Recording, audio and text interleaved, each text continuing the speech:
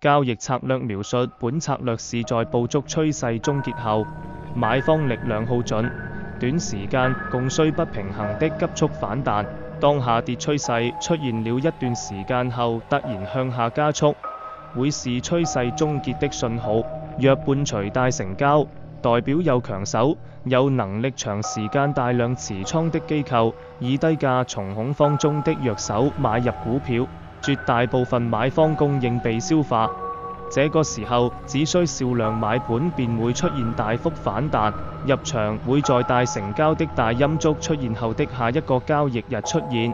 當價格跌低於大陰燭的低位後，日內返回其之上時，觸發買入。止損價陽燭的底部入場價，價格升穿昨日收市價的一刻目標價一，大陰燭的高位目標價二，下跌波段的反彈零。618交易策略原理：下跌趨勢大多終結於絕望，而絕望於圖表中的表現時，於下跌趨勢出現了一段時間後突然加速向下，這反映出當下市場出現大量主動買盤，並且只有極少量主動買盤，一面倒地看淡，不理性地沽售，很多時候會伴隨巨量成交，代表有人願意以此低價大手買入。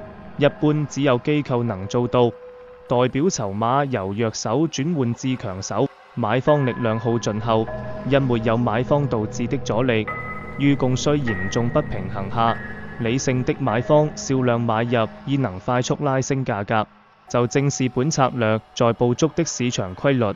大陰燭的收市價是當日市場對價格的共識。當下一日價格裂口低開，並快速返回至昨日收市價時，代表市場不同意價格再向下。一般而言，當價格升穿上一日收市價時，價格會急速向上。策略重點一：下跌趨勢必須已經出現了一段時間。二、加速的位置須觸及下跌通道底部或跌穿下跌通道底部。三、大陰燭的下跌幅度要夠大，可以與整段跌浪中每支陰燭的大小比較。四、收市價須是當日低位或非常接近最低位。五、大陰燭出現當日的成交量要夠大，可以與整段跌浪中的每日成交比較。六、發現大陰燭當天，可以先 set alert 在當日收市價。七、成功的案例中，入場後會急速上升，因此應使用市價單 market order 和流通性足夠高的交易工具，如正股或股票期貨、熊證、期權於開市的15分鐘都未有穩定合理的報價，並不適合此交易策略。必須要有的元素 checklist。下跌趨勢出現了一段時間，加速的位置須觸及下跌通道底部或跌穿下跌通道底部。